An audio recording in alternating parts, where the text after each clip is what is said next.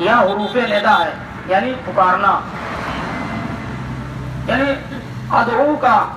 یا فلاں جو بھی کہہ لیجیے، یعنی میں تم کو بلا رہا ہوں اے فلاں،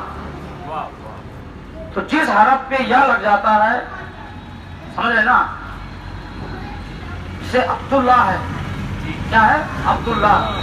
اگر ہم عربی میں بات کر رہے ہیں عربی میں بول رہے ہیں تو اب کیا ہو جائے گا وہ یا عبداللہ،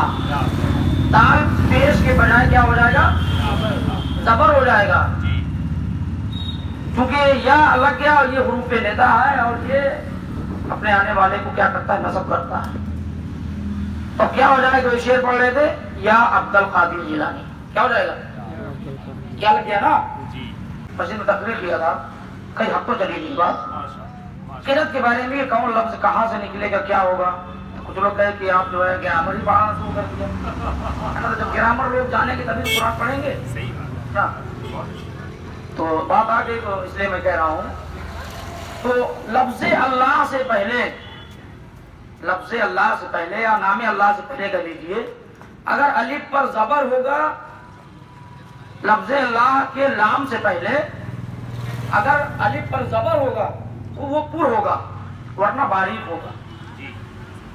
جیسے اللہم، اللہ مطلب اے میرے اللہ، تو یہ لفظ اللہ کا لام ہے اور اس سے پہلے الف ہے اس کے اوپر زبر ہے، تو یہ پر ہوگا موٹا ہوگا اللہم کہا جائے گا، لیکن اشہد ان لا الہ، اس میں اللہ الہ میں اصل میں ان لا الہ، ان ہے لیکن نون جو ہے یہ مخفف ہو گیا اور الف جا کر کے لام الف میں مل گیا، نون جو ہے ختم ہو گیا، کیونکہ طریقہ یہ ہے کہ اگر جزم کے بعد تشدید آتا ہے تو جزم والا حرف کیا ہوتا ہے وہ نہیں پڑھا جاتا ہے بلکہ ڈائریکٹ جو ہے تشدید والے ملا دیا جاتا ہے، سمجھ رہے نا، تو اب ان لا الہ تھا لیکن لام الف پہ تشدید ہے، اب الف کو جو ہے ڈائریکٹ نون میں نہ ملا کر کے لام الف میں ملا دیا گیا، کہنے کا مقصد یہ ہے کہ الف جو لام الف سے پہلے ہے وہ لام جو ہے وہ اللہ کا لام نہیں ہے، سمجھے نا، طریقہ یہ ہے، قاعدہ یہ ہے کہ اگر اللہ کے لام سے پہلے الف ہو اور اس کے اوپر زبر ہو وہ پر ہوگا موٹا ہوگا، یہاں لام الف بھی اللہ کا لام نہیں ہے، یہاں نہیں کے معنی میں، لام کے معنی ہوتے لام الف کے ہوتے ہیں نہیں کے معنی میں، تو یہ لام کا حروف نہیں ہے تو یہ موٹا نہیں ہوگا بلکہ باریک رہے گا، کیا کہا جائے گا اشہد ان لا الہ، اللہ الہ موٹا اس کو نہیں کرنا ہے، سمجھ میں آ رہی نا، تو اس کو یہ کہنا ہے اشہد ان لا الہ الا اللہ، اب یہاں لام الف ہے وہ لام جو ہے اللہ کا لام ہے اور اس سے پہلے لام الف آ رہا موٹا ہوگا، دوسری بات ہوئی، ایک تیسری بات یہ ہے کہ ابھی میں اپنے کلاس پیروں کے ساتھی فضل رسول صاحب ہے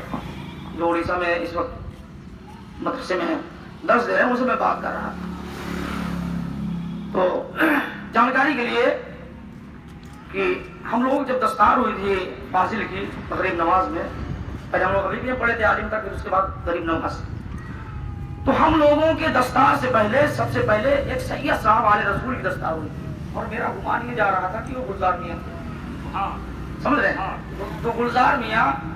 جو مسعود شریف کے ہیں یہ الہ آباد میں رہتے تھے، اور میری بات صحیح نہیں، تو الہ آباد میں رہتے تھے، اور جب دستار کی شروعات کیونکہ ولی کے گھر کے ہیں اور ان کو زندہ ولی کہا جاتا ہے، تو اللہ رب العزت نے ان کے نسل ان کے خاندان کے ذریعے سے ان کو سب کچھ عطا کر دیا، لیکن دستار ایک رسم ادا کرنی تھی تو ان کی دستار وہاں پہ ہوئی، تو ہم لوگوں کے ساتھ ان کی دستار ہوئی گلزار میاں کی، میں نے پوچھا بھائی کون سے وہ گلزار میاں تھے، تو الہ آباد میں محلہ گلاب باڑی غریب نواز کے بغل میں، وہیں پہ وہ جمعہ کی نماز پڑھتے تھے، سمجھ لیں، اور اتفاق سے فضل رسول جو تھا میرا ساتھی وہ امامت کرتا تھا انہیں پیچھے پڑھتا،